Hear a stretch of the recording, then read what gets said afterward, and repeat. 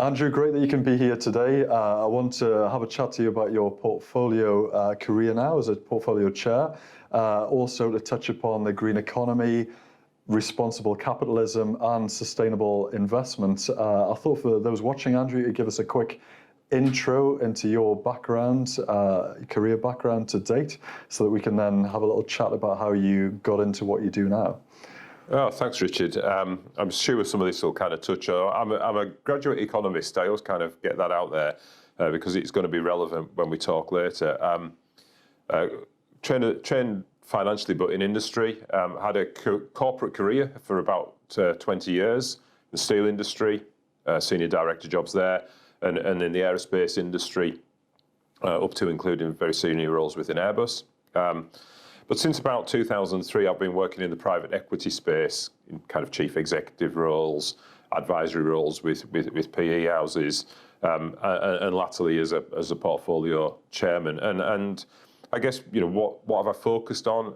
Industry, technology, the technology that's changing the world. So I love being around engineering, despite the fact that I'm not an engineer, because I think that's the route to solving a lot of the world's challenges. And I have a northern bias. I'm passionate about believing that the North can grow world-class companies. So despite the fact I'm international by outlook, I like to prove that the North's a great place to invest. But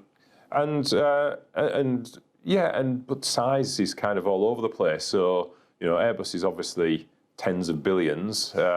But I've been kind of down in the venture capital space as well with early stage investments. So, but generally just having a bit of fun, really, to be honest, Richard. You know me, I kind of, there's sometimes looks like there's no rhyme or reason to what I've done, but there is a thread which we'll no doubt get to through the chat.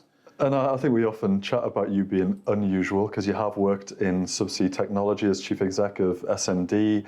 You've worked in aerospace. You've worked with British Steel. How have you found it over the years migrating between sectors? Have you found that okay, or do you find that, is it a plus thing for you, or has it actually been a bit of a hindrance? Well, I think for me, it's quite invigorating. Actually, I describe myself as an outsider. I know I talk about this a lot. I grew up on a council estate in a place called Workington. It is kind of really at the end of anywhere. And I'm quite introverted. People don't always see this, I've talked to you a lot at length about this, that I'm quite introverted. So I was always a bit of an outsider. And my life has been about being an outsider. I chose to work in manufacturing as an accountant, where most accountants would go into practice, at least for some of that time. Once I got settled in the steel industry, which is kind of my family background, I decided to move from there because it was too comfortable. I went into aerospace, which I knew nothing about, until I got comfortable there. And then I went into underwater robotics until I got too comfortable there. So I quite like this outsider bit. So for me, it's worked.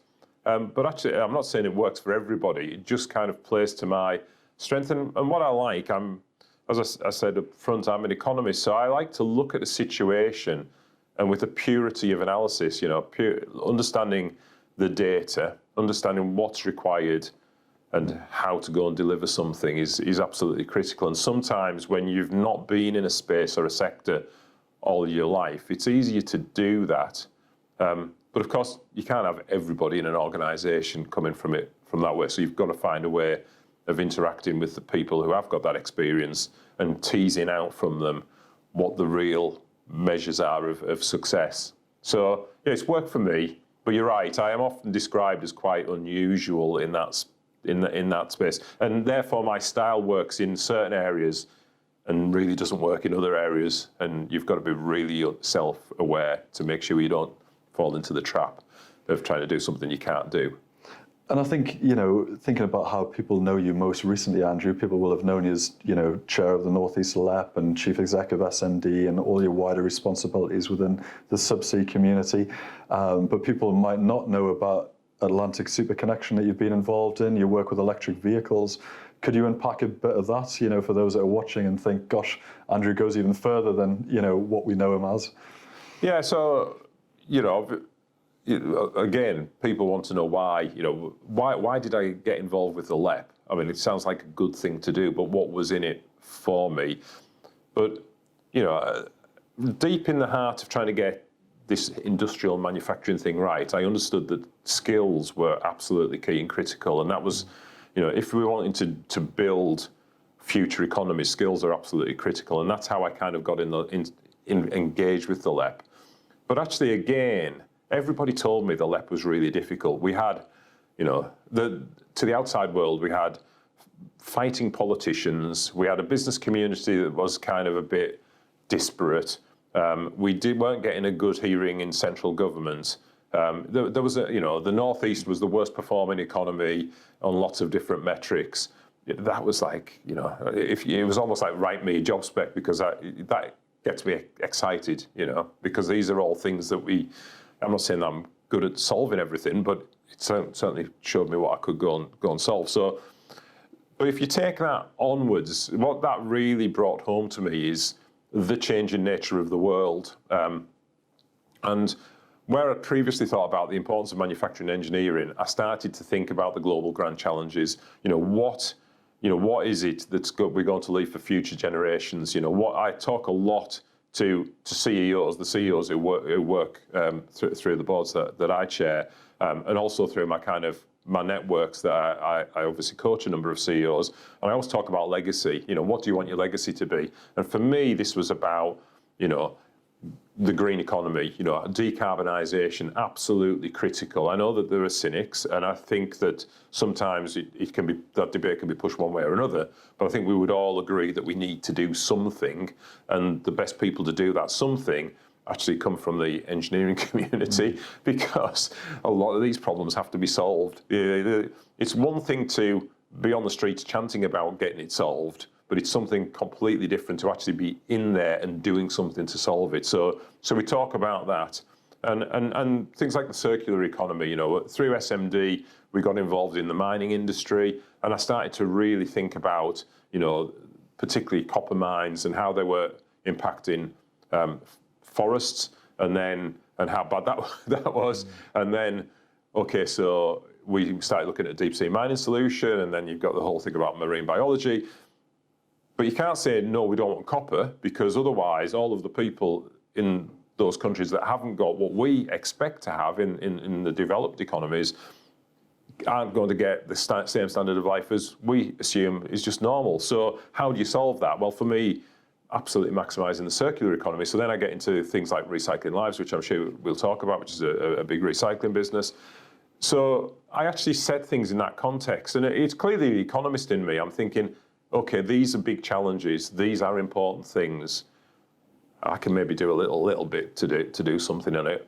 But I like to, if I can do my little practical piece and help show people how that might work, then, you know, then if we all did that, then it wouldn't, we'd get somewhere to solving that problem. So that's kind of, that's the journey, how I came through. You know, I enjoyed my manufacturing piece. I got into, through the skills interest and how that affects disadvantaged communities in particular, into the economic development piece, and then that got me to really think about what I wanted to focus on for the later stage of my career. So even from the early days, that's a really interesting point. The early days when you first went on the LEP to what you actually, it's a bit like prime ministers, isn't it? You feel like in the latter years you can achieve everything because you know how it all works and pulls together. But did you really feel that journey of actually, I've come from, you know, manufacturing engineering backgrounds, but then this is what I can do with the wider picture in terms of being able to influence? Did you feel as that was starting to progress with time, that you could add more value as you start to understand the layout of everything around you? Yeah, I certainly wouldn't claim that I'm like a prime minister that thinks they can do everything. One of the things I like to think is, you know, I'm actually at the start of a journey rather than at the end of a journey. And that's what it gave me, you know. It's a very giving thing. A lot of people would come up to me and say, oh, Andrew, you're doing a great thing. You're giving up all of your time. You know, it's fantastic what you're doing. Almost like I was getting nothing out of it. And I got so much out of it, because the intellectual challenge and understanding what works, you know, we were always hypothesizing, you know, until you can talk about something, but until you do it, it's still only a hypothesis, isn't it? So, you know, we were hypothesizing, if we did this intervention, this should happen. Let's go and try it. And sometimes it works and sometimes it doesn't. you do it in a scientific way, you analyse, you learn from that. I'm not political, so I don't have to play that kind of political angle. It was just all on the data. You learn something, and then you go and deploy again. So yeah, absolutely. By the end of the journey, you've learned so much more than at the start of the journey. Because if you don't, well, why are you doing it? You know. So absolutely, my context changed. You know, not the way that I thought about things, but certainly my context and the things that I understood.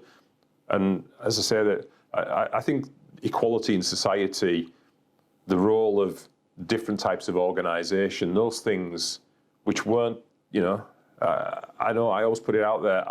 I really strongly believe in capitalism, you know, and I make a big defence of it. And I do worry that capitalism's under the greatest threat that I've seen in my lifetime. And I think it would be a grave error for anybody to kind of throw that away. And we can talk a little bit more about that if you want later. But, you know, for me, I'd come from that fixing businesses, making businesses good. And I think that engineering is a good thing to do, through to really thinking about, you know what, if we want a long-term sustainable life on this planet for our generation, future generations and generations beyond that, what is it that we can actually do and how can we mesh these things together?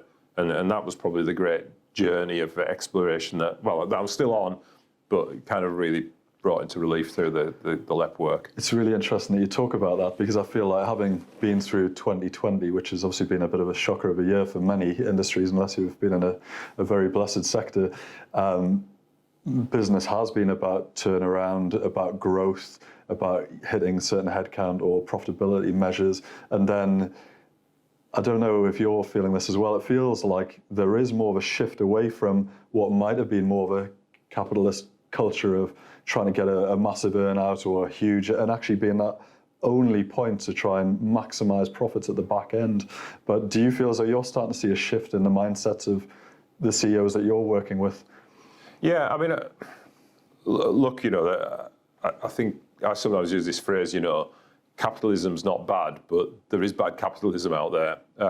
And this kind of short-termism, which I think sometimes is a little bit overplayed, but there is certainly the opportunity for short-termism. And I don't think that there's been the right checks and balances. And I think that goes back quite a long way, actually. I think what happened in the banking sector back in the kind of late noughties, you know, I think that was absolutely shocking. Mm-hmm. And, you know, and that was just to do with bad governance and bad control. But what I'm experiencing now is that investors are getting smarter. You know, we have, you know, if you've got a pension fund, you can actually be savvy with your pension fund and say, I want to invest in something that's more sustainable. And there's a wall of capital chasing what I would call more sustainable investments. But actually, they're sustainable because the long-term cash flow from those investments, they're less risky, because if they're going to withstand the change in mentality of the public, then it's a much more guaranteed thing than making a ton of money today only to have no money tomorrow. And I'm not going to kind of draw any comparisons with, there are some capitalists out there who are very much in the public eye, who are actually facing that now, who have just taken the business for everything they could do today, but haven't shifted their business model. And I'm sure you know who I'm thinking of when I'm saying that, but that's not sustainable. And investors are starting to see through that, and are looking for that long-term sustainable opportunity. And that's what I mean by, you know, so there's good capitalism there as well. It does take a slight shift in the model, but, you know, make no bones about it, it's still capitalism. You've still got to generate that return, because it's those returns that generate money back to businesses that allow you to innovate, and it allows the innovators to be successful and to sustain themselves. Mm-hmm. And I think that leads us nicely on, Andrew, because you've held these senior roles in leadership, being Chief Executive SMD. How did the transition work from you going from senior leadership roles into the portfolio work that you do now, which I know involves sustainable investment and social value? How have you gone on that transition, and what are you doing now? I mean, I think by the time I'd finished at SMD, I mean, first of all, I had a bit of a health scare. We call it a scare. I don't really feel scared, but, you know, I think a lot of people know that I had a health issue, and I stopped and thought, you know, what do I want to do?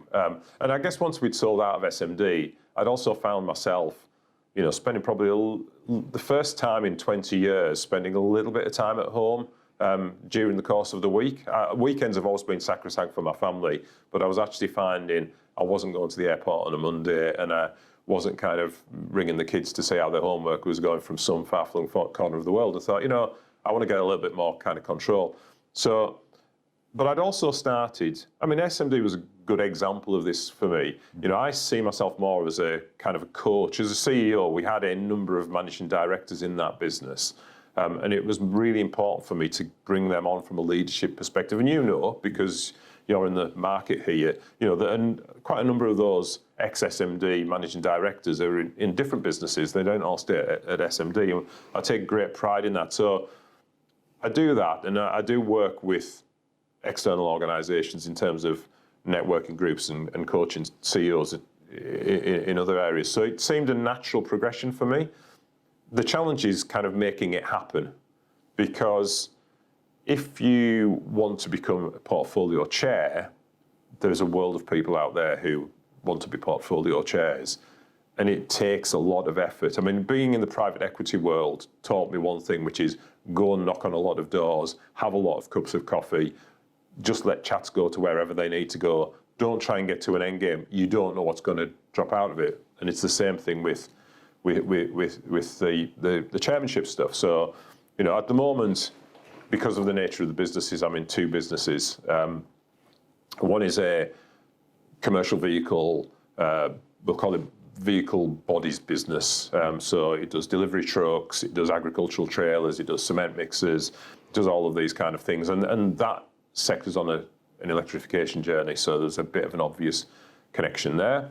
And the other business I've referred to already is Recycling Lives, which is a very large recycling business, but one which has got a really unique social proposition. And it's probably interesting, so that one came out of, the history with that is, I randomly received a phone call from somebody who had devised this business, and just because he knew that I'd been in private equity, wanted some advice, and I offered the guy some advice. So the guy I know now is called Steve. So I offered Steve some advice. Steve ignored my advice, I've got to say, or ignored part of my advice. Then I had a coffee with somebody in London, a headhunter in London, somebody who said, well, why don't you just go pop in and see Rob? And, and we had a chat, and, he said, well, we'll see if anything comes up. And then 6 months later, I got a call to say, oh, there's this business, and I can't really tell you anything about it. And I knew exactly who he was talking about from the initial conversation. And there was just something you said in the conversation, Andrew, that kind of thought, I know it's recycling, but actually, Andrew's really driven about this kind of social value thing. So those things just came together. And then you find yourself being introduced to a PE house, and, so it is really having a lot of conversations, building the strength of network, being very open and honest about what you are and what you are not, and then just giving it the time to come together. And I think a lot of people struggle with that. So that's how I kind of transitioned. But I had a very clear idea. I wanted to be a portfolio chairman. In fact, the recycling business wanted me to be chief executive. And from day one, I've refused it. There's a big, heavy lifting job to do with that business, but I've refused. And actually, I don't think it needed me as the chief executive. And it definitely needed an independent chairman, which is what I seek to do. That's a really important point for those that are, watching this, because there is a real difference between being a chief exec and a chair. How can you best explain that to your average layman that's watching this? If there's any chief execs watching this, first of all, you have my sympathy. Chief execs are, if effectively the buck stops with the chief exec, they have full responsibility for everything, and it's all encompassing. It really is all encompassing. And there's a decision-making cadence to do being a chief executive, where if a decision needs making now and nobody else in the organisation has made it, you are going to have to make that decision. And the focus is all around the business, really is all around the business. You would talk about making sure that, you've got to make sure you're doing the right things for your stakeholders, but actually it's about driving the performance through the business in its broadest sense. It's a very broad thing. Being a chairman is actually completely different. because everything in the business funnels up to the chief exec, and then everything above the chief exec funnels back out again. So the role of the chairman is about making sure that the stakeholder alignment. It's almost like curling. I'll use the example of curling. You know, when they throw the stone down the ice, and then somebody's brushing. The person who's got the brush is the chairman, because you're trying to clear the way. You've got to make sure that all of the stakeholders are aligned to the one end.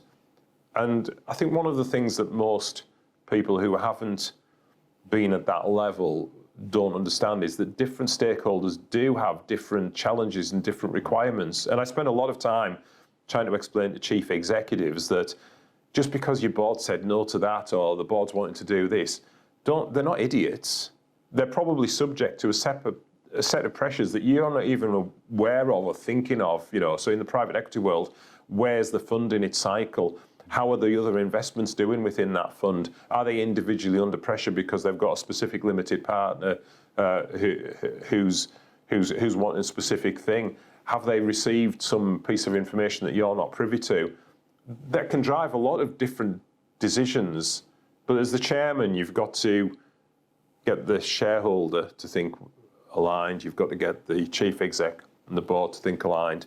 You've just got to get as many people, you know, you've got to get that kind of alignment. And then you've got to give the space for the chief executive to actually go and deploy what the chief executive's strategy is within the business. So it's different, but it's really useful to, having been a chief executive, to think, you know what, this is what would have made my life easier. So it would never make it easy, because chief exec's never easy, but we'll make it easier, and this is what I would expect. Did someone ever coach you on the transition from chief exec to chair, or was it something that you just naturally assumed because of having worked alongside other chairs?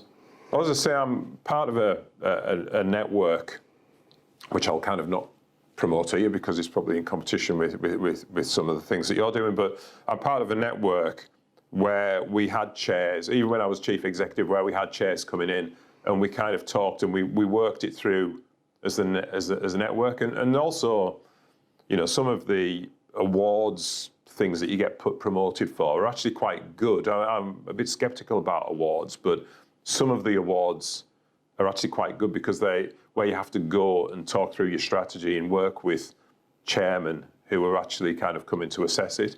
So it was never formalized, but it was, you know, it was done organically, you know, and actually I've been speaking to somebody about, actually, for people who are wanting that transition, you probably could formalize it a little bit better. I know that you think this is probably a business opportunity for you, but to formalize that transition piece, because it's quite challenging, because you have to think a little bit differently. And I guess my advantage, coming back to what I said before, I'm an outsider, so I can sit outside of all of that. You know, so if I was an engineer, I'd probably still want to be fixing bits within the business. You know, I am a qualified accountant, but if I was properly an accountant, I'd probably want to sit and look at the spreadsheets all day. You know, but I was never that kind of accountant. You know, if I was a sales guy, you know, I'd be wanting to be out with the customers all the time. But thankfully, I'm more analytical, so I actually don't find it that difficult to sit back from all of that and really, you know, spend analysis, because I just love business. That's why I chose to be in business, because I love the whole idea and the concept of business and the psychology of how it all plays out. It's funny you reminded me about that introvert comment at the start. And I never think of you thinking of yourself as an introvert. I always think Andrew likes the big stage and, you know, likes to communicate, likes the big jobs. But yeah, it's interesting that, you know, you link that to the analytical side and actually being able to crunch at the numbers again.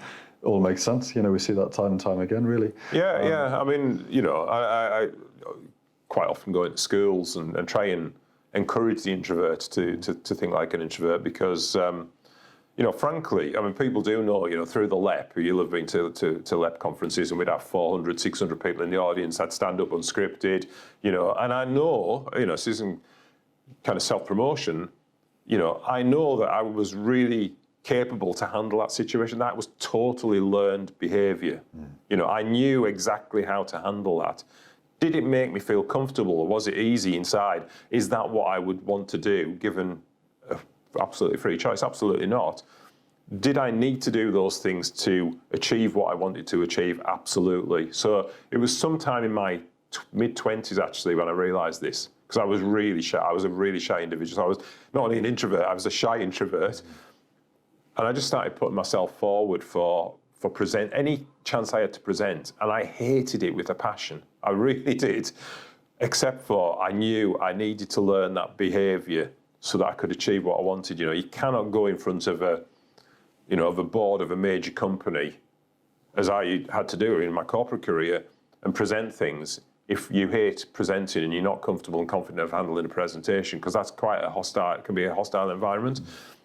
So you have to learn those things. So that really was me pushing my comfort zone to the point where people don't know it. So this is why I always pointed out, you never stop being an introvert. Oh, completely. I think that's a very honest comment. I think not many people would actually share that, Andrew. Yeah. Let's dive into recycling lives, because I think that's really important, because I guess even though I've known you, gosh, for well over a decade, you know, we connected when you started in your appointment with Recycling Lives, and I actually saw one of your videos that you shared on LinkedIn and hadn't realized all the amazing work that you're doing with ex-offenders. But for those that are watching this, can you tell us what Recycling Lives is, what the turnover of the business is, what the purpose of it is, and what you're trying to achieve, and actually why you're there as well, Andrew? That's quite important. Yeah, so I mean, Recycling Lives is just an amazing business. I'm not just saying that because I'm the chair. You know, as I said before, I first knew about it when a guy called Steve Jackson, who had been a successful entrepreneur, rang me for some advice. He'd never done a PE deal, and he described this business. And I'll use his kind of. He said, "Look, Andrew," he said, "when I was kind of in my early stage of being an entrepreneur, I found myself homeless. And when I made a bit of money, I decided to do something about it. And what I decided to do is use my knowledge from the fact that I'm a scrap dealer's son I thought, wouldn't it be good, you know, if I had a scrap dealership, I could employ some of these guys who were homeless but have got something about them, and kind of put them to work in the scrap, and then they'd maybe be able to make a bit of money and not be homeless." That is actually the business model today. So what Recycling Lives does is a metal and waste recycling business, about 200 million turnover, national coverage. Well, national, we do have a little bit in Spain, but it's kind of really a UK-based entity. We do about 500, 600,000 tonnes per year of scrap metal. We're the largest converter of scrap cars. End-of-life vehicles is the polite way to tell them. So we do about 120,000 vehicles per year, which we depollute and then we scrap. But obviously, it's about a ton of material, so we do a lot of other materials as well. We do environmental waste, so you know, skip hire. So we work with a lot of building companies. We work with utilities. We work with people like BT, United Utilities, and that's kind of skip waste. And we do what's called compliance services, so waste electricals. There's a lot of value in waste electricals in terms of getting material out of the waste electricals. So we have big contracts with the councils, and you know, so we're a broad range. Now we're not big in the metals business because it's very diverse sector of the market, but we're probably about the 4th or 5th largest in the UK doing this thing. The important thing about the business, and I'll talk about the rest, the charity in a minute, but the important thing about the business is this circular economy piece. You know, having worked on mining projects, I realise how challenging it is to get new fresh materials that are going to help us build the future generation technologies that we absolutely need. You know, so you know, and there's a lot of valuable materials both in old computers, old telephone handsets, catalytic converters in cars. Quite famously, it's astonishing how much we'll pay for a catalytic converter. That you know, there's all of that there, and it's there. You know, it's already been extracted. And our job, we're a zero waste business, so we don't want to put anything back to waste, is to extract as much of that and get that back into product. So it's an incredible business. But as I said, it's a unique business because of the social perspective. And the challenge, we've tried to think of lots of ways to phrase this, but what I say is we create as much social value as economic value. So in crude terms, for every pound of profit that we make, I want to make £1 of social value. So our last year's social value report, which is in line with our partner charity, which is also called Recycling Lives, our partner charity's social value report was £12.7 million worth of social value, and that's broadly in line with where we'd expect to be from a profitability point of view. And as we grow the business, we want to grow those two things together. So how do we do that? I talked about homelessness. Actually, not long after looking at homelessness, it was realised that there were really two camps: ex-military at risk of homelessness and ex-offenders. A lot of ex-offenders end in that homeless category. And the business has created these really super, the best ex-offender programs that exist. So we're in, I think, 17 prison academies now. I've got some much bigger news coming in the near future to be in just about every prison in England. We work in the academies, we send product into the academies, we do waste recycling in the academies, we teach people the basics, we overpay them so that when they come out, they have a deposit for a house, and we give them access to a job. Not necessarily in Recycling Lives, but they get access to a job within the community that we work within. The more difficult cases tend to come to the Recycling Lives because we're really set up to handle some challenging cases. We know that that is the route to preventing reoffending, and that's the real value to society. And the figures are something like the reoffending rate nationally is 57%, and the reoffending rate through our programs are 3%, which is astonishing. And that's where most of that value comes from, that social value comes from. And it's challenging. I've got to say, it really is challenging, because I'm sure there'll be people watching thinking, why should an ex-offender get a job? If somebody's committed a crime, and let me tell you, some of my employees have committed significant crimes. We're not talking about people who've spent a month or 2 months because they've been caught with a little bit of weed. I'll often say, oh, that guy's got really good, but he's real management potential, and I don't ever ask. One of the real rules is don't ever ask. But sometimes when we say, yeah, he did 10 years for armed robbery, and you think, geez, it's quite you think somebody has suffered for that, and we never hide from that fact. But the real important thing is we stop that reoffending. So, but what it's made for is a really successful business model. Because if you think about it, the waste electricals come from council yards. The police confiscate a lot of cars. We've just won the Yorkshire Humberside police contract. That's 10,000 cars per year that they take off the roads there for being either unsafe or whatever. There are people like the utilities, the building companies are all wanting to demonstrate they've got levels of social value which we can transfer to them. So we've got really rich social value, but they might be doing 10, 15% through their CSR. And we just get onto bid lists. So we're very commercial. We insist that we're only going to win work because we match on price, but we get this other piece as well. And then the real wrapper for us is that brings in more capital. There's all the investors want to come in. There's a lot of high net worth individuals who support the Recycling Lives business. We've got other socially, what's called ESG investors, so environmental, social, governance investors. There's a whole class of investment that's come in. Our cost of capital drops. We can reinvest in our plans. We have a major capital spend program going on. We make big acquisitions, and it's a virtuous circle. So it's those two things come together in a new business model, but actually makes a lot of economic sense, And most importantly for me, of course, it affects people's lives. I do cry quite a bit at work because sometimes the hard luck stories that we have are, they're just painful. People's backgrounds and and where they've come from are just unbelievable. And yet we've got them there as upstanding, hard-working, super loyal members of our team.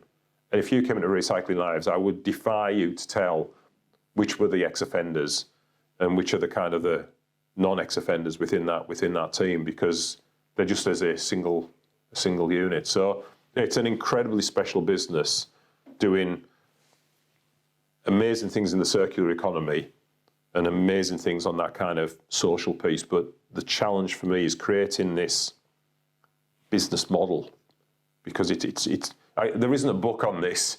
I could get a book on how people do CSR, and I can get books on social enterprises that have done a bit of commercial work, but I'm not aware of anybody who's set themselves to say, let's do this in equal terms and create a sustainable business. And we're learning together. So I said that we have a charity, it's completely independent. I have no oversight over that business, over that charity, sorry, that organisation. I do have weekly meetings with the chief exec. They're totally dependent upon the work that we give them, so that, you know, they don't want to. We share a brand. We give free license to our brand. We share websites, but you know, we're still trying to create this perfect model. You know, but I would say if anybody's listening here who has a business that wants one of those services, please just ring me, because through this, not only do we offer exceptional service, but we're doing an exceptionally good thing as well. I think that's the thing. It's so. I mean, I find it unusual in that I don't see many businesses that are profitable whilst also providing so much social value at the same time. So I think you're right. I think it's far rarer. I guess it resonates with me.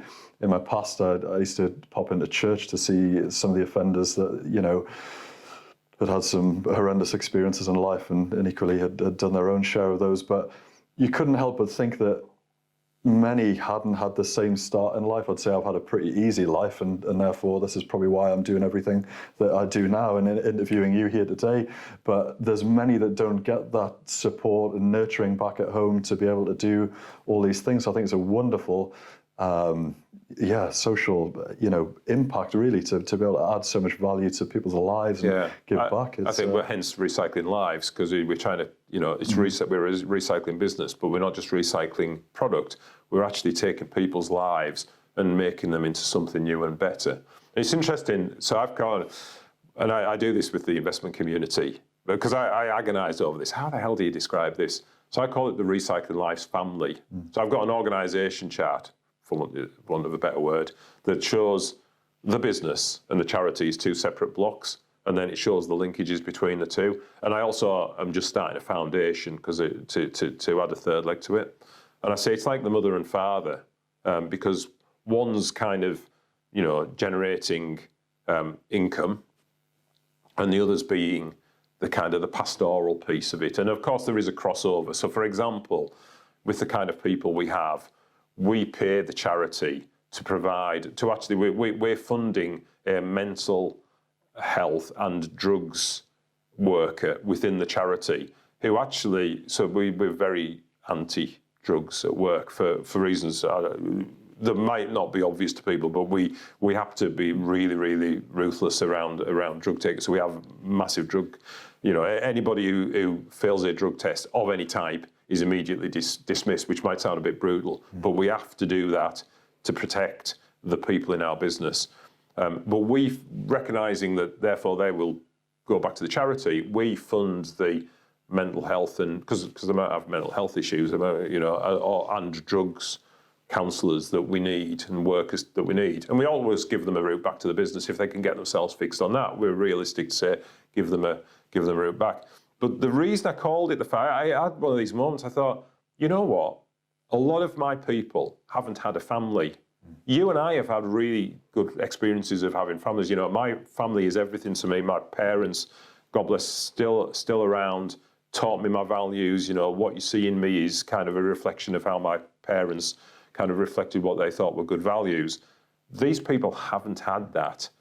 And that's why they're so loyal to us, because we are their family. When something goes wrong in their lives, we do things as businesses that I would hope that most businesses would do, but I suspect not.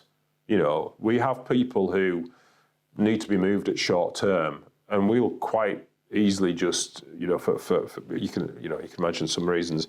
You know, we'll just immediately put a credit card in a hotel and move a family into a hotel at the business expense. You might think that that's the responsibility of the social services to do that, or somebody else, but they're not quick enough and agile enough and responsive enough. We will just do that. You know, if somebody wants something specific or needs something specific, we'll sort that and then deal with the consequences later. Not because I think that's what most businesses should do, but we have to do that because of the nature of the vulnerabilities of the individuals that we are dealing with. So it's, you know, it's a super special thing with super special people. yeah, I go there, I'll have, they all want to, unfortunately with COVID, they all want to hug you every day because you've kind of given them this chance. They all talk, because I talk about my backstory and how I made choices in life, and my choices took me on my route. And the guy that lived in the next house took choices that took me, because, I'm just a typical council house boy. And I just fortuitously, and with a bit of guidance, I think, from good family, took the right choices. But it's so easy. I think people think, people are bad, born bad. I don't know. I can remember at 13 when somebody passed a piece of weed around a room, right? And I don't smoke. I cannot think of anything worse than smoking. So I wasn't put off cannabis. I didn't want to smoke. And out of the 5 guys that are in that room, 2 of them are dead, both drugs related. Actually, they were the better off. 2 of us went on to be really successful business people, and the other person went to be something very senior in the police force. But the 3 people who didn't smoke were the people who did well. But it was a choice. It wasn't kind of, it wasn't like the guys who decided to try a bit were bad people who were far from it.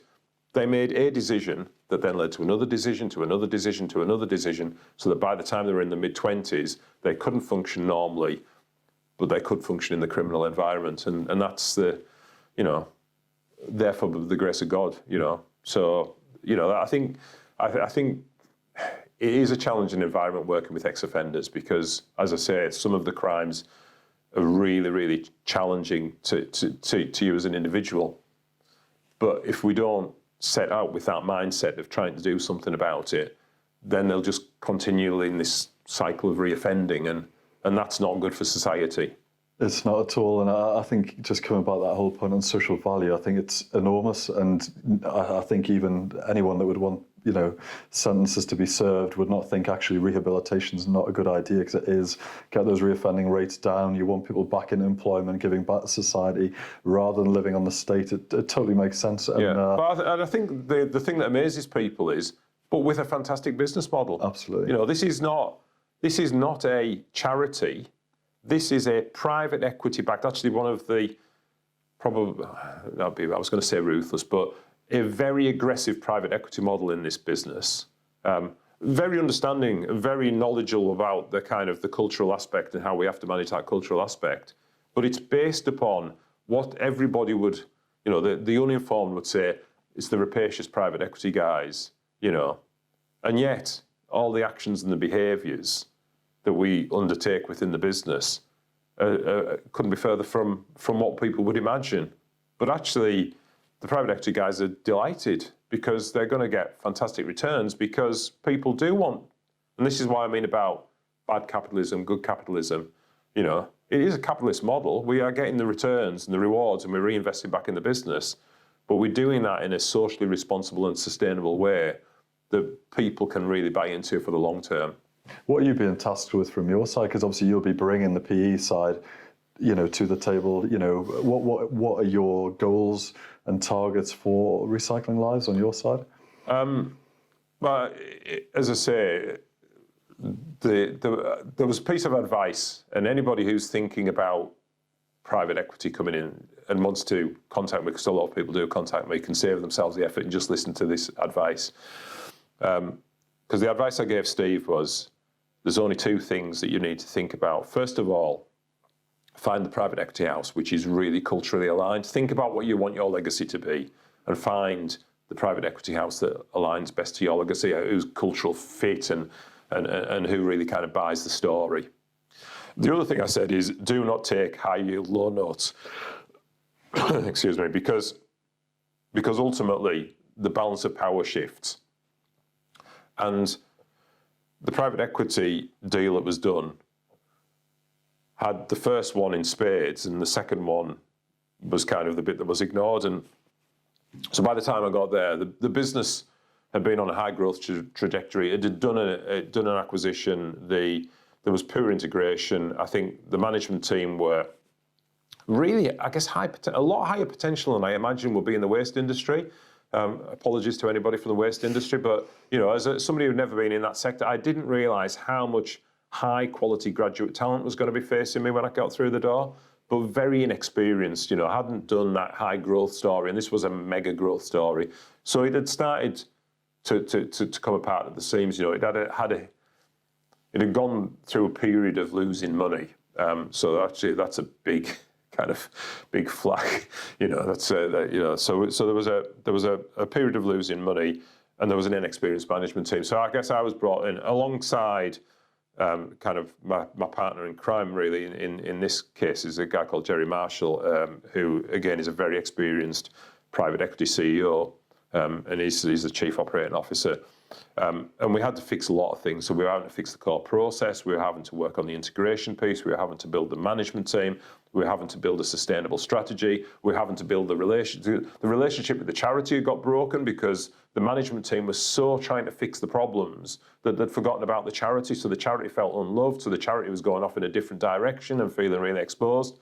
So for me, we've had to build all of that back together. We've had to build the relationship with the charity. We've had to kind of put all of that back together. We've had to build coherence in the management team. We've put a strategy in place now where we've got very defined business units with a very clear, one thing that I did, and anybody who's ever seen me in business knows that I do this all the time, is I kind of look at businesses and think, okay, is it all doing the same thing? So for example, metal processing is a high capital intensive business. The thing that shreds metal, it's a 20, 30 million pound piece of kit, and we had 2 of those. That's high volume process industry. You've got to maximise the utilisation, maximise what you can get through the permits. And then we had a service business. The environmental services and compliance that people want to skip. They want it delivered on a specific date. They want to take it away at a specific date. They want to ring the call centre and be treated in a specific way. We've got a big digital front end to this, so we had the digital piece. So we split it up and give very defined tasks because everybody thought it was just a metal waste. It's all metal and waste, but it's not. The metals business is selling internationally to international traders, and it's a commodity-based business, and it's just a volume game, and it's about driving best utilisation. And the service business is about all those softer things and how you treat that. It's all relevant to each other, and there's a lot of cross-sell, but we separate it out like that. So for me, it was about pulling all of those separate strands together, reaffirming with the shareholder that they wanted to go again because the equity was well underwater. We've had to financially restructure the business. We've had to reduce the significant amount of loan notes that were in the business because that was an unhealthy thing for something that's subject to the cyclicality of the commodity markets. And we had to kind of drive that forward. So it was kind of using a whole heap of my skill set, from coaching people to analysing the business to thinking about markets to kind of using the social side and and trying to build a relationship with those people who want to be part of that and understanding that. So all that's come together. I've been board advising since March, and I've been executive chair since the 1st of October. I'm pleased to say that up until the end of September, the business was still losing money, and in October and November, we've made quite significant returns. So we've definitely got the early stages of growth going. So it's been a really quick return. The charity are absolutely delighted. They really think that they've got their piece. So yeah, I'm going to say there's another piece of advice here for people. And again, apologies if there are consultants watching this, but I have a reputation for not really being big on consultants, and that's a bit unfair because there are some fantastic consultants there. But I always talk about the why, what, and the how. Why is usually quite self-evident. Why was I brought in? Why do we need to do something? Well, the business is losing money. You need to do so. The why was you need to get that fixed. But you also, because the ultimate business model involves so many other things, you also need to fix those. The why. The what, so we put really the best sales and operations planning process I have ever seen in any business exist in Recycling Lives today. It's been a 3 or 4 months piece of work to put it in place. I would love to take even an ounce of credit for it, other than saying it needs a good sales and operation planning process in the metal process. It is phenomenal. We can dynamically buy on a 15-minute basis materials, know exactly when it's coming into the build slot, know exactly where we're going to ship it out to. I mean, it's just unbelievable what's been done in a short space of time. But consultants can tend to, well, everybody kind of can get to the why. Consultants can be quite good at the what, and a significant amount, I was going to say how much, but a very significant amount of money had been spent in this business on consultants, and it hadn't made any progress. And the thing it was the how, because you have to work with people, and you've got to get people to buy in. You've got to get people to think about things differently and change it. And that's that interpersonal side of management, which is what I really get excited about, because the first two pieces, whilst I love those, the analysis piece, you know, it's that, you know, my business, my consulting business is called Northern Value, and I will say it's about valuation, because I need to get a business from one valuation to another, otherwise there's no return. It's about the value analysis. In other words, what is it that drives that valuation? Well, how do you analyse to know that to get that valuation? But it's about values. It's about the culture. It's about the people. It's about that. And the reason I always say it's Northern, because I actually think Northern people are very good at all of those three things. But it's kind of my bias on that. But that's kind of what it is. So the Recycling Lives for me was all about pulling those strands together. You know, and I'm hoping that, because I am a portfolio chair, and I say I've got a portfolio of 2, because that is 3 to 4 days per week, easily a full-on activity, probably 5 days per week, if truth be known. And I've got another 2-day per week job elsewhere. So, you know, it is pretty full-on, you know, but we are getting the business stabilised to the point that, you know, that I think it will be just a care and maintenance job. We've got a very clear strategy. We know what we're doing. I've got a great management team now. It's...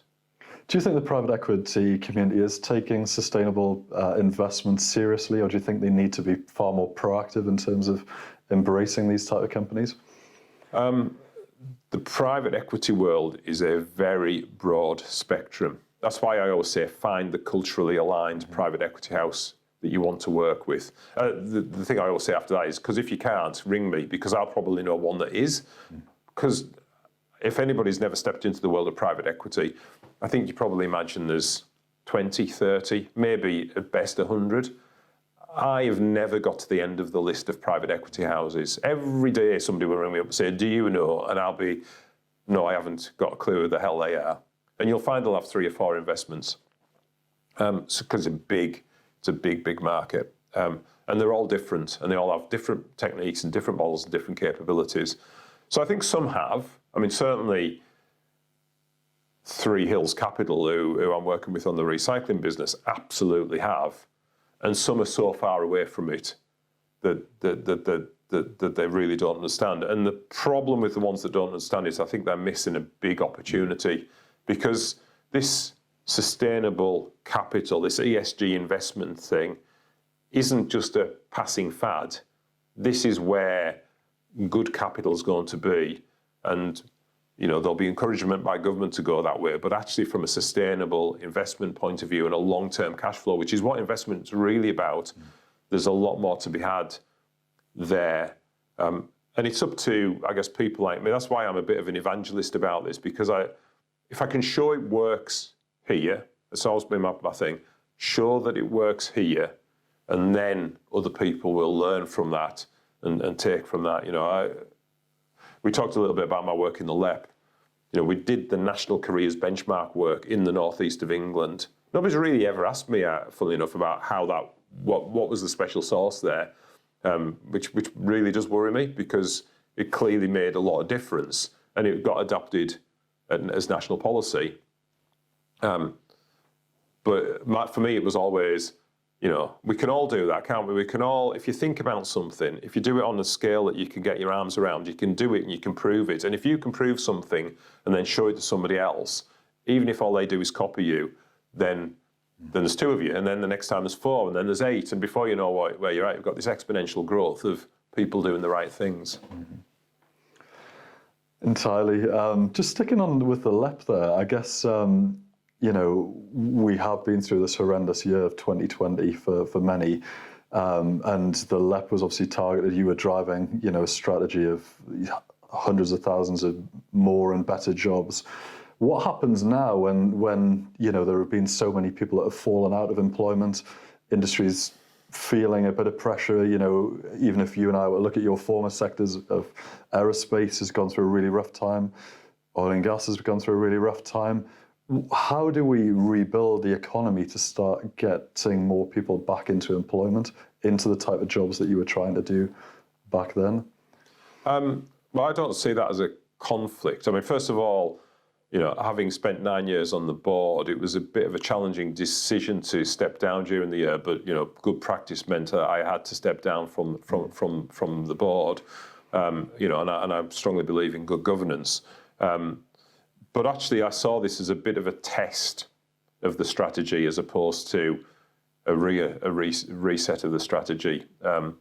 So for a long time, I've been talking about the cyclical nature of the Northeast economy. And everybody applied the same solution to what was fundamentally the same problem and ended up with the same outcome, which was kind of when times were good, the economy kind of looked like it was fixing itself. And then when bad times came, we did worse than everybody else.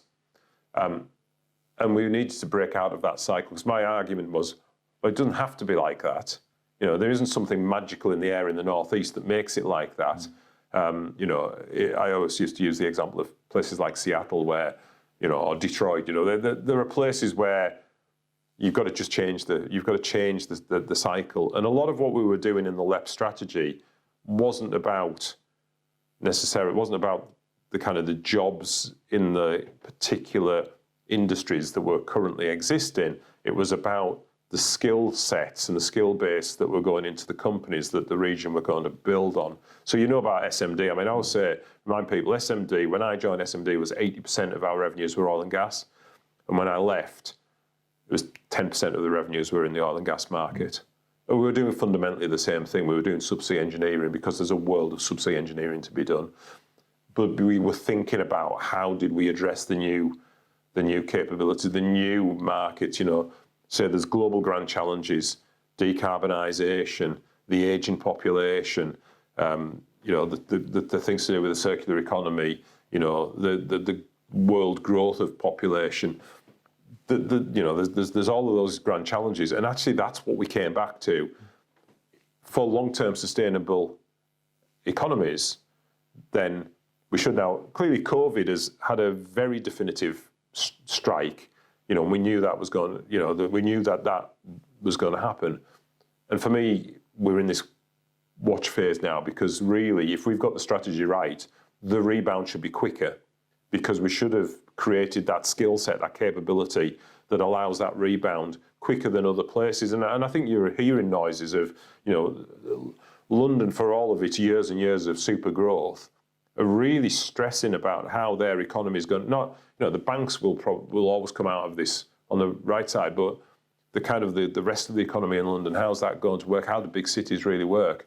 Whereas we're incredibly well positioned in the pharmaceutical. If you look at our big sectors, the pharmaceutical sector, the offshore energy sector, and the clean energy sector, advanced manufacturing, and the digital space, and pulling that together. Those were always the key things that we were looking at, not because they look like good things to do, but because they actually dealt with long-term sustainable grand challenges that the human race faces. And then once you're in that space, then you can become a leader. And it's really up to the Northeast now to take that. So we're interesting times, challenging times, but I think, I get depressed when I hear people say, oh, well, once again, in fact, I've heard some things quoted which just aren't borne out in the data, because I only ever look at the data. This is happening, this. It's almost like people are looking for the doom, but it's not borne out in the data. The one thing that I would say, but that I'm going to say this, it's that we were only very early on getting the more challenged communities to buy into that story. The Northeast had become a big success story. We created net about 70,000 new net jobs over 3 years, but we were only really starting to penetrate those left behind communities and really get them engaged. And like with any challenge, they're the ones that get the biggest kickback. And they're also the ones that get to the despair quicker. And the Northeast economy will never work unless you get those communities absolutely engaged and benefiting from that growth. So there's still big challenges there. And it doesn't get fixed overnight. Is it multi-generational? Possibly. Could we fix it within a generation? Probably, if we set our minds to it. It certainly wasn't going to be within a 10-year stint of me being on the board of the LEP, but we knew that to start with. I knew that I was wanting to read the story in 20 years' time, 30 years' time, not now, because we were so far away from where we needed to be. And I know that's always played, close to your heart through the years, that impacted business on the community. Have you really seen that work with a number of the players in, the experience that you've had of working with the LEP? Yeah, I think a lot of businesses take their responsibilities seriously. There's no doubt about that. I think it's always easy for the press or the media to pick up the bad examples and make them really, it's a bit like, it's Christmas, isn't it? So pantomime season, it's easy to get the kind of the wicked stepsister thing. It's a really easy character to pick. But actually, most people in business have that kind of sense of responsibility. I think sometimes, life takes over and it's difficult. I think sometimes people find it difficult to schedule time. As I said, within my Recycling Lives business, I have a weekly meeting with the charity, fixed, standard in the, and I because I know if I don't schedule that, the temptation is to say, what's going to happen from one week to the next? I don't have that regularity with my shareholders, but if I don't have that go-to place that forces me on a daily basis to go there, one idea actually I've picked up, say stolen, but I know that Accenture do this, and I've seen them do it very well in the Northeast, is this idea of volunteering. So what I'm implementing is every member of staff gets 5 days per year paid volunteer. So it's like an extra week. It's not holiday because they've got to volunteer, and we manage that. We'll manage that internally through the foundation, but that's to get the culture of those individuals to realise that they're having an impact on society. We all have an impact on society. So, I think businesses do take it seriously. I think the challenge for most businesses is, well, how do you do that? And I'm quite fortunate. I'm fortunate because Recycling Lives started from the concept that it was going to do good for society and it was going to be commercial. Most businesses have got a history of, this is a commercial enterprise who makes whatever or does whatever, and now we're thinking, well, okay, and how does social fit into that? And that is a difficult set of challenges. But I think once businesses understand the benefit of that, I think the willingness is there, the why. I think that people understand the why. And we're trying to help them, show them the what, and then it becomes in the how. How do you really do that on a daily and weekly basis? But I have great hope and faith that people say that. If you had your time again, Andrew, would you do anything differently in terms of the sectors you've worked in, the roles you've had, or anything? Would you have tried to change anything career-wise if you? No, I would not. I would never change a thing. I've been really, really fortunate. And I recognise, by the way, there is an element of good luck in all of these things. There is also an element of stamina. Sometimes when you feel that the luck's going against you, and I do have those moments, just in case people think that I don't, where I'm sat there thinking nobody's knocking on my door. I know when I came out of the LEP, I thought, surely there's going to be lots of people. I'll be asked to do lots and lots of things. And then you go through months and I say, well, where are they at? Or you talk to people about roles that you are so obviously fitted to that's going to happen, and then it doesn't happen. And so you get the bad times, but no, I would not change a thing. I was criticised very early in my career by a mentor I had, who was a chief executive, for not having a career plan. And my answer to that was, well, if I do a good job, surely somebody will offer me something else, and then I'll have a choice. And I've also agitated for choice. As I say, I was in the steel industry, and the reason I left the steel industry was I became very successful very early, and then wasn't sure that I was only successful because that's all I knew, and I wanted to try myself somewhere else. And financially, was that a wise idea? I left for less money. I had to rebuild, and I've done that a couple of times. When, as I said, when I came back to the UK after working in Airbus, I left on a wing and a prayer. I'd probably struggle on salary terms to be anywhere near what I was getting paid in Airbus 20 years ago in salary terms. I'm not making a plea for poverty here, because clearly I'm not living in poverty. But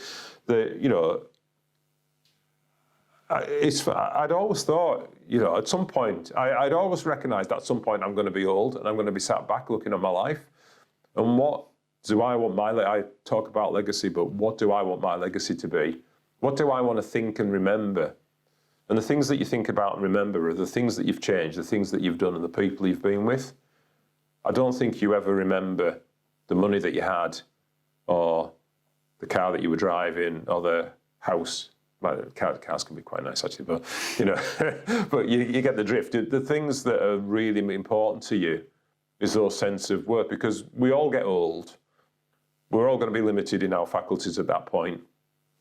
Some of us, like me, are getting there quicker than others. But at that point, you've got to look back and think, well, what did I do? And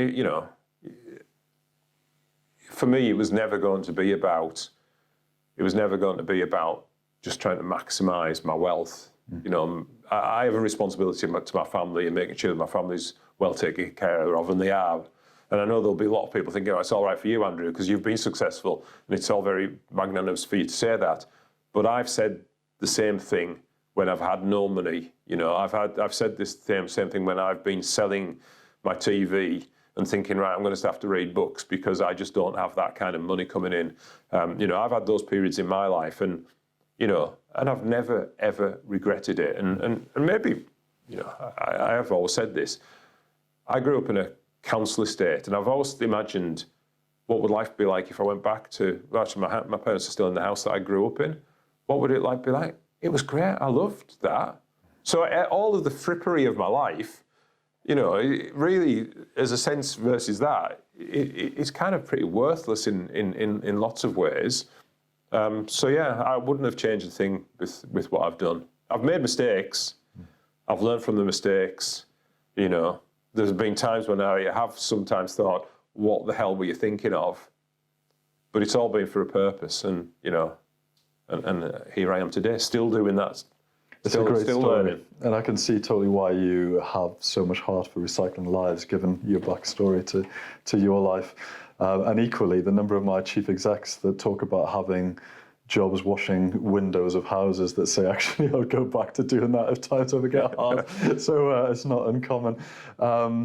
Just while I've got you, Andrew, the good and bad of private equity, because some people always think, PE is just going to be a dream, I'm going to make loads of cash.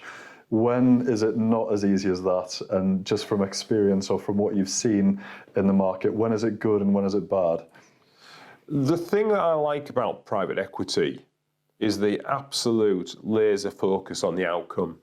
Everybody, so actually getting alignment in a way that I think if you were running a public company, I've never been the chief executive of a public company, I think it feels a little bit amorphous. Certainly when I was kind of a divisional director in a large corporate, it felt you were also a little bit removed from that, and I like that immediacy. I like the focus and the pressure, and if you've got a plan, and that plan, is a sensible plan, and the private equity house have bought into that plan, and you discharge that plan, you could not have a better set of supporters. You can get decisions made really quickly. You can get the investment made really quickly. You can just do the things you need to do. It's very, very agile. So that's the good. And you get to meet some really, people in the private equity world that are actually generally very smart people, very challenging people, and actually there's an intellectual stimulation that comes from that.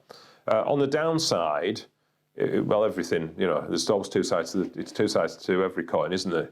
The downside is when things go wrong, you really have got nowhere to duck or hide, and it can be quite ruthless. It can sometimes, I think I'm not the kind of person that really bounds to pressure, generally because I'm trying to think ahead of where, and I can see things evolving, but it can feel very, very pressured. The average lifespan of a chief executive in private equity can be very, very short. So you've always got to have that. And there's always another investor. Every investment is leading to another set of investors coming in. You're going to have a complete churn of your investment base at a point in time, and that can be, great for your career or bad for your career. I've always sold typically to trade and corporates, which is what I've been running away from. So every time I've done a deal, I've walked away at the end of the deal in some way, shape, or form. And then you've got to start again, which is a bit challenging for a lot of people. A lot of people think, oh, it's really great. But then you've got to go and have the conversation with your family that, like, Daddy's not working for the next 6 months. And, and whilst we might have a little bit of money in the bank from the last deal, we haven't got the regular cash flow coming through, and, and you can start feeling a bit nervous. So, but I do think, private equity exists to fill a gap in the capital markets. I think large organisations having kind of public equity and having management teams able to think long term in what that gives is really important. But when you're trying to grow a business or transform a business or disrupt a business, it's much easier to explain a disruptive technology to 2 or 3 people than it is to explain it via the Financial Times to a world of investors who can turn on a sixpence and kind of go against you to find that your share price is through the floor and a rival's taking you over for no other logic than somebody just didn't understand what you were trying to talk about. So I think that's what blows my mind with the AIM-listed companies that we see or the listed businesses. Often the business can be structurally sound, yet that doesn't mean that the share price is reflected in the same way, and it's completely different. Yeah. Whereas, as I say, the value in the business, however you want to ascribe value, in private equity is always there. It's always known, whether it's good or bad, which is great when it's good, and I've got to say it is less great when it's bad. I always talk about my Weatherby moment to reassure people who kind of look at my career and think, God, that's this guy's had a great life in private equity, which I have. But I also describe my Weatherby Services moment, which is one day I was called down to Weatherby Services. And I remember it well because I got a parking ticket because I was there for 4 hours and you're only allowed to park for 2. And in that 4 hours, I went thinking I'd left my office and wasn't going back to my office because I actually thought that was me on the exit route. And we had a really sensible and hard conversation, and we changed a lot of things through that conversation. But that's kind of immediacy, when somebody rings and says, right, we're going to meet there, see you at 3 o'clock. You don't get that in other businesses, do you? So, yeah, it's there is a lot of technical stuff that sits behind that. There's a lot about how people structure the deals, how you make the best out of management teams. And there's a lot of help and support out there. As I say, I'm part of a networking group. I know you're really very big on this kind of networking thing to get support. I would encourage anybody who's going to enter into a private equity deal, either as an owner who's selling into private equity or as a management team that's going to get bought over, to just take as many sense checks as possible, find out as much as possible, because, there's a lot of practices out there that can seem good on the face of it, but everything's got a downside too, and you've really got to be wise and open to it. And if we're sat in a couple of years' time, Andrew, chatting about life again, what do you expect the next kind of 24 months to involve? I mean, that's a hell of a prediction, but... Well, I'm in a bit of an unusual state, having effectively started, as I say, I've got a portfolio of 2, both of which I started virtually on the same day, which was the 1st of October. Albeit, as I said, the recycling one, I'd been board advisor for a lot longer before that. And I'm probably going to say these are definitely stickers for a cycle. So these are 2 to 3 year kind of cycles of investment. So actually, if it was in 3 years' time, I'd probably be telling you about how desperate I am to sell these businesses, which are hopefully well performing. What I'm trying to do, at this stage of my career is to try and get that kind of balanced portfolio of opportunities. I'm a little bit concerned that I've taken 2 things on the business side. So I've dropped my kind of public thing, which I really enjoyed, and I've, by nature of time, but also opportunity. I think, I don't think people like me are necessarily what the public sector are looking for in terms of non-execs at the moment. which bemuses me in some ways, but I kind of understand in others. So I'd probably like to move a little bit more back to do something that's I probably like a bit more of a balance in that. My youngest son's 12, so if you're talking to me in 6 years' time, hopefully you'll be speaking to me from my home in Spain, which is definitely been part of my long-term plan. But I just want to kind of keep doing more and more of the same, but learning, getting new experiences. For me, I'm not done yet, and certainly what both of my current chairmanships have taught me is there's nothing new, and there's nothing that I cannot learn from a new experience. And I think what COVID's done is it's brought a lot of thinking forward, but I think the next 10 years are going to be really exciting in terms of developing this new form of capital, developing new forms of resolving some of the major issues of the world, the grand challenges of the world. And I still feel as though I'm going to be young enough but experienced enough to be part of that, my little tiny part of doing something there. Absolutely. I think there'll be loads of value you'll be adding, Andrew. Yeah. If anyone's watching this and, they can add value to either your network or Recycling Lives or any part of your life, Andrew, is there anything that you could either value from other connections or anyone offering services or anything that you're up to at the moment? I think, what I would say is, and this, I've mentioned this so many times through this, that I really believe in networks. Things happen on a people-to-people basis, and conversations. Sometimes you can have a conversation with somebody for 30 minutes and you never speak to them again. It's been a pleasant conversation, and sometimes it just sparks that little thing. So anybody who's got a thought or an idea wants to challenge me. I'm not one of these people that believe. I don't like living in echo chambers. I like people outside of my environment. I'm a big Matthew Syed, who writes a lot in the Times. He's wrote some fantastic books. Actually work alongside him on some of these coaching things, and he does talk about kind of people from outside. How far removed from your thinking process can somebody be to actually kind of take you into a different place? So I think anybody can contribute to this. I think I'll tell you a little story, right? And I'll try and tell this in a way that kind of hopefully people will understand. So I'm a very, very strong believer that everybody has a purpose and everybody can kind of contribute. And every day when I used to arrive at SMD, I've got a friend at SMD called Wayne, and Wayne's the security guy on the front gate. My major competitor in Ken Bruce is Popmaster. He's my Popmaster buddy because obviously if you're a security guy, you can listen to the radio, and sometimes as a businessman, you can have Ken Bruce on at 10:30, so you can do your own Popmaster, and we used to compare scores. And Wayne used to say to me, Andrew, why do you chat to me? I said, I like it. It's really nice of you to chat to me. It's like, well, Wayne, because you're as important as me.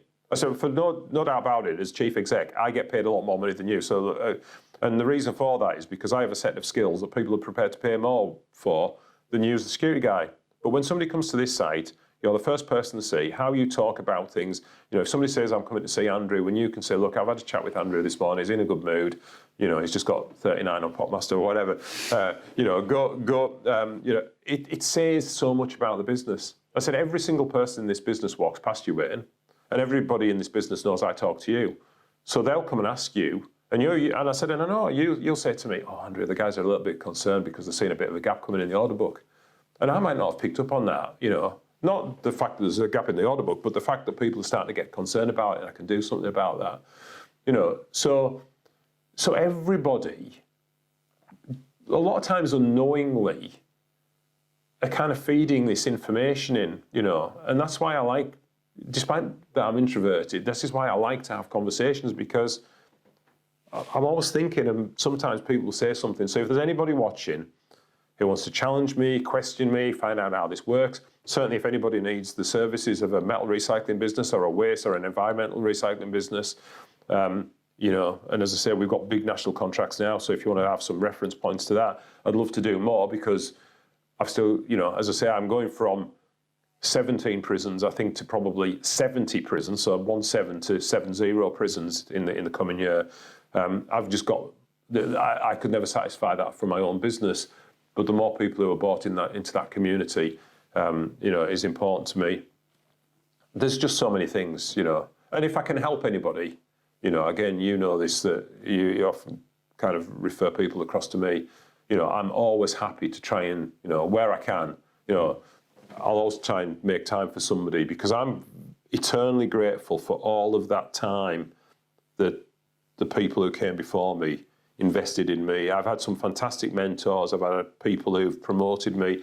I've had people who've given me fantastic opportunities, who've believed in me, and I'm forever grateful for that. And I can only repay them by saying thanks, but I can kind of demonstrate that attitude by helping other people. Mm-hmm.